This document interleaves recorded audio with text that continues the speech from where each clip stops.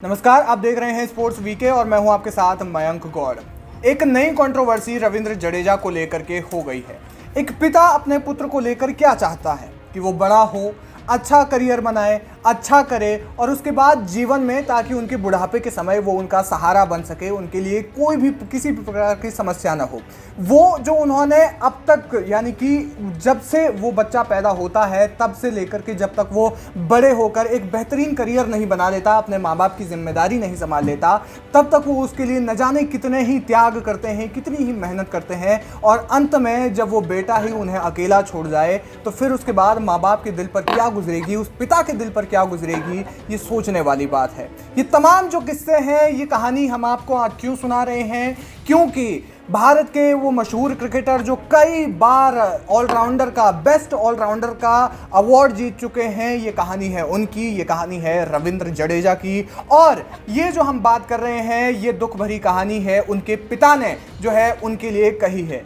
क्या कहा उन्होंने, सबसे पहले तो वो आपको बताते हैं और उसके बाद हम हमारे साथी योगेश मिश्रा से चर्चा करेंगे। उन्होंने कहा कि मैं आपको सच कह रहा हूं, मैं जो है 5 साल से अकेला रहता हूं। वो और रिबाबा यानी कि रिबाबा जडेजा उनकी पत्नी, वो अकेले रहते हैं। मैंने 5 साल से अपने पोते को भी नहीं देखा। ज्यादातर इस मामले में रिबाबा की मां यानी कि रविंद्र जडेजा की सास की दखलंदाजी ज्यादा रहती है। शादी के 2-3 महीने के बाद ही विवाद शुरू हो गए थे और रिबाबा ने कहा कि सब कुछ मेरे नाम पर होना चाहिए, सब कुछ मेरा होना चाहिए, मैं जो है अकेले रहना चाहती हूं, यानी कि परिवार के साथ नहीं रहना चाहती हूं। इसके बाद रविंद्र जडेजा के पिता ये भी कहते हैं कि हो सकता है कि मैं गलत हूं, रविंद्र की बहन जो है गलत है, लेकिन परिवार में 50 लोग रहते हैं, क्या 50 के 50 गलत है? ये कुछ तमाम सवाल जो उठ रहे हैं। और इसके बाद रविंद्र जडेजा ने डैमेज कंट्रोल करने की भी कोशिश की। क्या कहा उन्होंने उस डैमेज कंट्रोल के लिए, वो हम आप सबको अब बताएंगे। हमारे साथ चर्चा करने के लिए हमारे साथी योगेश मिश्रा मौजूद हैं। सर, क्या कुछ कहना चाहेंगे जिस तरीके की अचानक से एकदम से ये कंट्रोवर्सी जो है वो खड़ी हो गई है? सबसे पहले तो ये जिस किसी ने आरोप लगाया है वो रविंद्र जडेजा के पिता है। उनको कोई पब्लिसिटी चाहिए नहीं, बिल्कुल कोई ऐसा फेस उनको चाहिए नहीं कि वो चुनावी मैदान में है और उनकी पत्नी चुनाव बीजेपी से जीत चुकी है तो उसके बदौलत वो अपना फेस क्रिएट कर रहे हैं। बिल्कुल वो एक बाप के मतलब एक बेटे के बाप हैं और जाहिर तौर पे रविंद्र जडेजा भी एक बच्ची के बाप हैं। तो एक पिता का जो कुछ भी एक बच्चे से लगाव होता है, अटैचमेंट होता है, वो ये है कि सबसे पहले तो अपने बच्चे को लेकर वो देखता है कि वो उस मुकाम तक उसको पहुंचा दे जहां वो चाहता है। रविंद्र जडेजा उसमें सक्सेस है। रविंद्र जडेजा आज अच्छे ऑलराउंडर, अच्छे खिलाड़ी हैं, देश दुनिया में पहचान है, जानते हैं। उनकी पत्नी भी आज मतलब बीजेपी से चुनाव लड़ी, जीती हैं, तो उनका भी एक अच्छा फेस है। अब इस सबके बीच में आखिर सबसे बड़ा सवाल यही है कि क्यों रविंद्र जडेजा के पिता को ये बयान देना पड़ा। इसी को लेकर के पूरा हो हल्ला मचा हुआ है। लेकिन थोड़ा सा मैं आपको ना रविंद्र जडेजा के पिता की बात बताऊंगा, लेकिन उसके पहले थोड़ा सा उनकी पत्नी की बात बताता हूं। उनकी पत्नी ने कुछ दिन पहले या कुछ महीने पहले एक इंटरव्यू दिया था।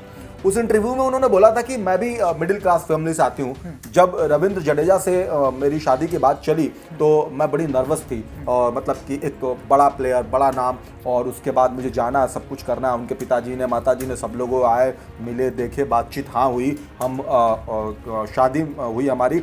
तो उसके बाद इससे तो इस बात का अंदाजा लगाया जा सकता है कि अगर वो ऐसे परिवार से आती हैं तो एक पिता के बात को या पिता के जज्बात को समझती होंगी। और ऐसे कंडीशंस में अगर कहीं ना कहीं रविंद्र जडेजा और उनकी वाइफ के बीच में ऐसी परिस्थितियां रही हैं कि उन्होंने अगर अपने पिता को नजरअंदाज किया है, बातचीत नहीं हुई है पिछले 5 साल से, 5-6 साल का मतलब है कि बहुत लंबा समय होता है। बिल्कुल। क्या इस बीच में रविंद्र जडेजा ने एक बार भी कॉल नहीं किया अपने पिता को, बातचीत नहीं की? तभी तो पिता अगर खुल के ये बात सामने कह रहे हैं तो वो अपनी दर्द बता रहे हैं जो उनके साथ हुआ है। रविंद्र जडेजा, मेरा ऐसा मानना है बतौर खिलाड़ी के तौर पे, जितना हमने देखा और समझा, या उनकी वाइफ को भी आप देखेंगे, समझेंगे, तो ऐसा कभी नहीं लगता कि ये रिलेशनशिप को नहीं समझने वाले दोनों लोग हैं। बिल्कुल। क्यों? आप उदाहरण वो देख लीजिए, चेन्नई का वो मैच देख लीजिए, फाइनल में जब उन्होंने जीता, वो मैदान पर आई, उनके आंखों में आंसू थे, उस जीत के बाद भी आंसू थे। तो मतलब कि वो होता है ना मॉरल वैल्यू, जो मतलब एक इंसान की जो जरूरत की चीजें है वो समझ रही है, तो उसमें उनके पिता कैसे छूट सकते हैं? ये हमारा कोई आरोप नहीं है रविंद्र जडेजा के ऊपर, ना ही उनकी पत्नी के ऊपर कोई आरोप है। हम वही बात बता रहे हैं जो पब्लिक डोमेन में आई हुई है, जो पब्लिक डोमेन में उनके ऊपर आरोप लगा, उनके पिता ने लगाया। तो हमारा बस इतना कहना है कि जिस खिलाड़ी को देश और दुनिया सलाम करती है, देश और दुनिया पूजती है, समझती है, बतौर ऑलराउंडर एक बड़ा खिलाड़ी है, आखिर उससे इतनी बड़ी गलती कैसे हो सकती है कि वो अपने पिता को नजरअंदाज कर सकता है। दूसरा इसका पहलू है, नजरअंदाज करने का एक और भी ऑप्शन हो सकता है, जब आप आपकी हालत मतलब आपकी पारिवारिक स्थिति सही नहीं है, आप क्या फाइनेंशियल इश्यूज हैं, उसमें हो सकता है आप एक ऐसे मुकाम पे है कि वहां से अपने पिता को नजरअंदाज कर रहे हैं, तो लगता है कि अब यहाँ पे कोई सोची समझी बात होगी। और शायद यही आरोप वो पत्नी के साथ लगा रहे। आपने जैसे उनका स्टेटमेंट कोड ही कर दिया कि उन्होंने मतलब सीधे तौर पे ये बात बोली है कि जब से उसकी शादी हुई है तब से उसकी पत्नी और उसकी सास के हिसाब से वो चलता है, सारे उसका परिवार उसी के हिसाब से चलता है। जबकि रविंद्र जडेजा की माताजी है नहीं, वो पहले ही उनकी डेथ हो चुकी है, तो एक पिता ही बचे हैं, परिवार में और भी कोई कुछ होगा। तो ऐसे में रविंद्र जडेजा की जिम्मेदारी थी कि वो अपने पिता को भी साथ लेकर के चले और उन सारी व्यवस्थाओं को वो देखें जिसमें उनके पिता को भी इस बात का आभास ना हो कि वो मतलब इस हालात में गुजर रहे हैं, इस हालात से गुजर रहे हैं और ऐसी कंडीशन उनके साथ है। बिल्कुल बिल्कुल। तो ये कहीं ना कहीं अपने आप में दिखाता है कि किस प्रकार से जब आप बड़े होते हैं, आप एक सफल खिलाड़ी बन जाते हैं, तो फिर उसके बाद आप किस तरीके से बाकी सारी चीज़ों को आपके साथ बचपन में क्या कुछ हुआ, किस तरीके से आप संभाले गए, उसको आप नज़रअंदाज करते हैं। और अगर शायद ऐसा होता तो आज दुनिया भर में इतने ज़्यादा वृद्धाश्रम नहीं बने होते। लेकिन अब एक और बात पर आते हैं कि उन्होंने किस तरीके से इसको डैमेज कंट्रोल किया। जब ये आरोप लगाए जा चुके थे, उनके पिता ने जो है अपना दर्द जो है बता दिया था, उसके बाद रविंद्र जडेजा ने डैमेज कंट्रोल करने की कोशिश की। क्या कुछ कहा उन्होंने? देखिए, सबसे पहले तो उन्होंने ये बात बोला है कि मैं अपना स्पष्टीकरण जो है वो पब्लिक डोमेन में क्यों दूं, आप लोगों के बीच में क्यों दूं, ये मेरा पारिवारिक मामला है। इसका मतलब एक लाइन तो है कि अगर ये पारिवारिक मामला, अगर वो ये बात कह रहे हैं, इसका मतलब ये है कि कुछ तो चीजें हैं। बिल्कुल, है ना। पिताजी ने जो बोला उससे कुछ तो उनकी सहमत या असहमत स्थिति तो बनी है जिससे वो करेंगे।